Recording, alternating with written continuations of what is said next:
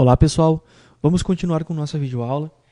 Na aula anterior, nós começamos a estudar então o Drop-Down List, que é um componente para seleção de opções, né? No caso, nós conseguimos selecionar uma opção com esse Drop-Down List, e nós utilizamos um recurso de auto-postback, ou seja, quando algum item a seleção dessa combo era alterada, então ele dava um postback na página para que o meu evento pudesse ser disparado. É justamente esse ponto que os alunos precisam entender direitinho sobre uma aplicação web. A diferença principal entre uma aplicação web e uma aplicação Windows é justamente o fato de você ter que ir até o servidor, ter que executar um post, né? No caso, ir até o servidor para reprocessar essa página, esse seu documento. No caso de um formulário Windows, como nós trabalhamos no nosso primeiro curso, os eventos já eram locais, né? Então eles eram de mais fácil acesso, digamos assim, entre aspas, né? No caso, você tem que cuidar um pouco mais que a aplicação web é uma aplicação cliente-servidor, então você precisa ir até o server para que essa informação possa ser reprocessada, né? Os dados serem reencaminhados.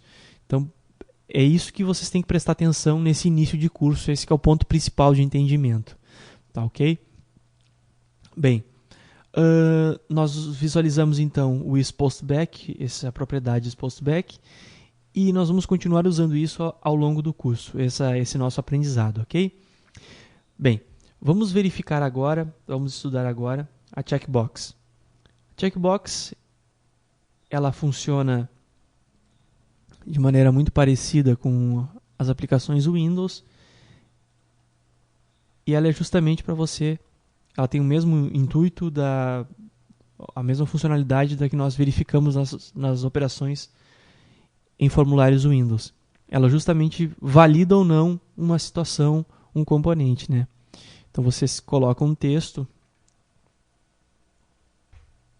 para ser colocado junto à text box.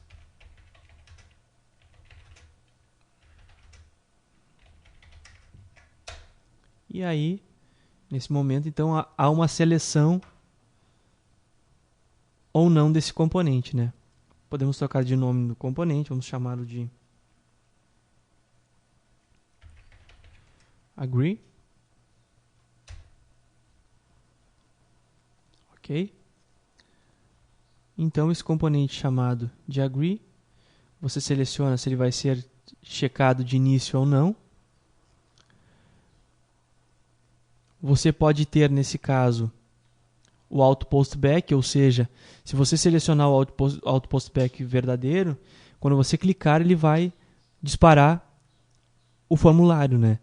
Então, nem sempre você coloca o auto-postback nos seus componentes. Isso que você precisa entender agora também. Que caso esse meu drop-down list eu não desejasse que ele desse o post no servidor, eu justamente deveria trocar essa informação na propriedade auto-postback, ok? Bem, vamos por medida de teste, então, colocar o auto-postback true aqui. Deixa eu colocar mais uma label. Vamos colocar um componente label aqui.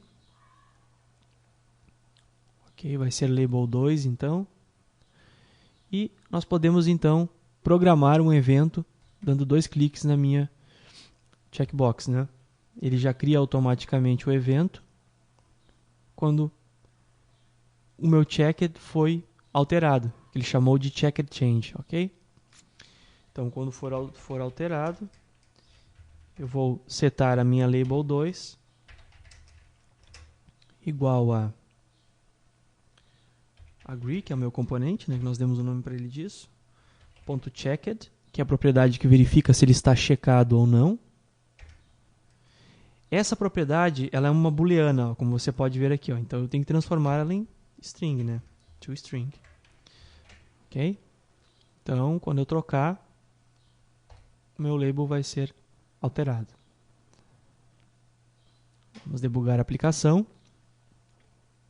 Geralmente o debug de aplicações web ele tende a ser um pouco mais lento, porque tem toda a questão de ele trabalhar com o IIS externo, né?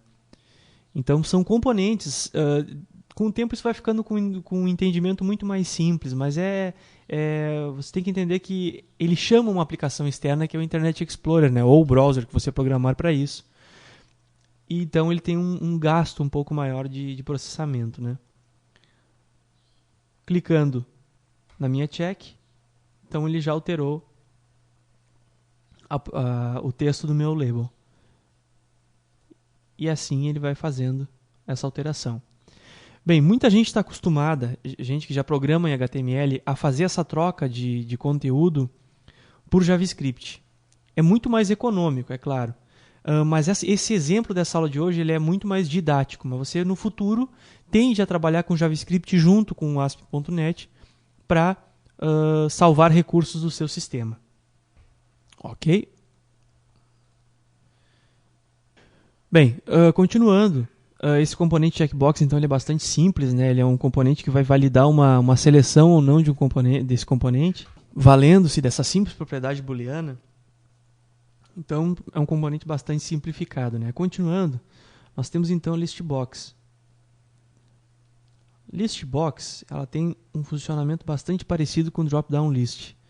A diferença dela é que ela justamente pode aceitar seleção múltipla de elementos. Então, você pode adicionar vários itens dentro de uma listbox e ainda permitir seleção múltipla, né, para alguma funcionalidade específica. Ok? Nesse caso, vamos verificar como funciona para ser populado essa lista, né? Então vamos mais uma vez verificar as propriedades de itens, assim como na drop-down list, ok? Então eu posso ir adicionando vários itens, né? Vou adicionar algumas cores aqui no caso. Vou colocar o valor diferente do texto, ok? Para que a gente possa trabalhar então com essas propriedades.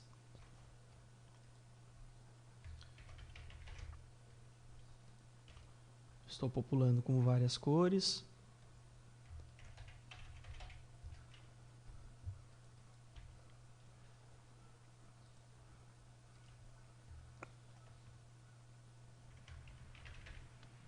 E mais uma cor azul aqui, ok? E você pode ainda setar se aquela opção vai estar selecionada ou não, ou até mesmo habilitada, né? Então eu tenho algumas cores aqui na minha listbox, certo? E agora eu vou fazer então com que essa minha listbox apresente esses valores. Vou fazer um pouquinho diferente nesse exemplo, até para não ficar a mesma coisa em todos, né? Vou colocar um botão para disparar então um evento de tratamento dessa minha listbox. Ok? Vou chamá-la de listbox 1 mesmo. Aqui nas propriedades é interessante você ver que você pode selecionar então o nível de seleção desses componentes, vai ser simples ou múltiplo. Já vou fazer uma seleção múltipla aqui para mostrar como funciona, ou seja, eu posso selecionar mais de um item pressionando a tecla Ctrl do meu teclado. Ok? Então, quando eu disparar o botão, vou fazer então com que sejam mostrados os itens que foram selecionados nessa minha listbox aqui no meu label 3. Certo? Vamos ao código. Bem, eu quero que o meu label 3 apresente o texto com os itens da minha listbox.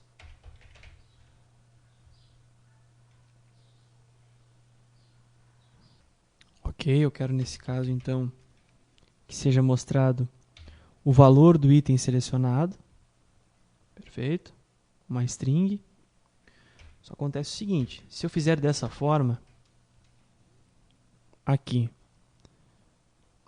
e selecionar mais de um item, ele vai mostrar o primeiro que foi selecionado, que é o valor da minha cor verde, perfeito? Para que eu possa demonstrar todos os itens que foram selecionados dentro da minha listbox, eu tenho que modificar algumas coisas aqui. Eu devo percorrer essa minha lista, verificando se o item que eu estou percorrendo naquele momento foi selecionado ou não. Então, como nós vimos na drop-down list, nós temos então um list item. Ok? Vou chamar list item de li. Eu vou utilizar agora um comando um pouquinho diferente do que nós vimos anteriormente, mas que ele funciona legal também, que é o for each. For each é um statement do C# que funciona da seguinte forma. O algoritmo significa para cada elemento de uma coleção, faça tal coisa. Nós vimos coleções no curso de C#. Então, para cada elemento de uma coleção, execute tal coisa. Você vai concordar comigo que dentro de uma list box existe uma coleção de list itens. Você consegue entender isso já. Nós vimos na última aula em drop-down list que nós tínhamos então a combo, a drop-down list, e que nós tínhamos uma coleção de list itens, que nós íamos então populando essa combo, e a list box funciona da mesma forma com esses list itens. Por isso, eu posso utilizar dentro de um for each a pesquisa de todos os list itens que formam essa coleção de list itens dentro de um componente que eu chamo aqui de list box. Ok? Então vamos lá. Para cada list item dentro da minha list box.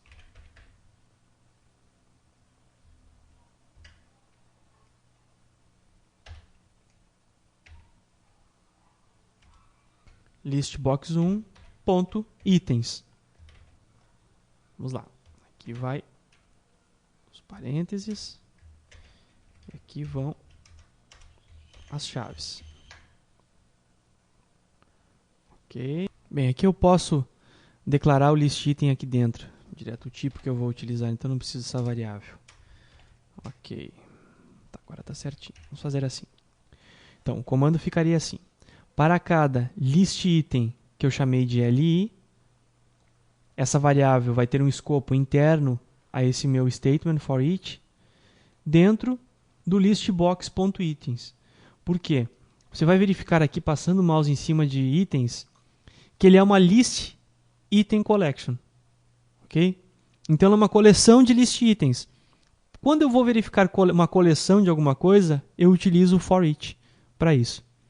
Ok? Então vamos lá. Ele vai funcionar parecido com o for, só que esse for tem a delimitação do número de itens que existirem dentro da minha list box, ou seja, 4 itens. Ele vai fazer 4 voltas nesse laço.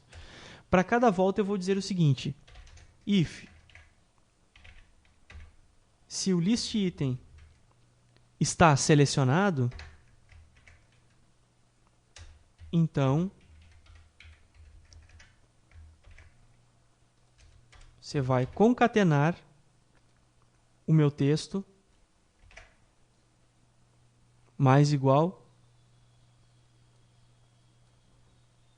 ao meu list item ponto text. Vamos revisar então esse algoritmo. Quando eu clicar no botão 1, ele vai disparar esse for each. Ok? For each é para cada item dentro da minha coleção de itens, dentro da minha list item collection. Se esse list item está selecionado, ele vai então alterar o meu texto da minha label 3. Ele vai dizer que esse texto vai ser igual ao próprio texto mais o texto da minha list item. Vou até acrescentar aqui um espaço em branco para não ficar um colado no outro. Ok? Vamos debugar. Então, vou selecionar 2 itens. Cliquei. Ele conservou o valor que estava na label já. Eu posso até limpar esse valor aqui para deixar mais claro. Deixa eu limpar. Na propriedade aqui. Limpei. A minha label está com o valor limpo. Vou rodar de novo. Ok. Selecionei então 3 valores. Então ele me mostrou os 3 aqui embaixo. 2 valores. Ele continuou com o texto que estava antes, não limpou, né? E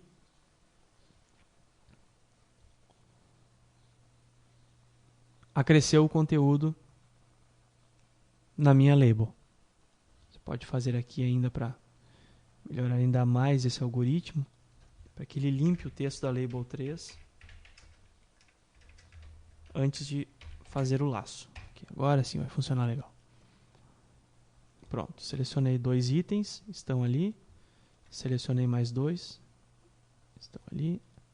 Posso selecionar esses 2, estão ali. Ok? Então, for each é um statement que serve para que eu possa percorrer uma coleção de itens. Perfeito?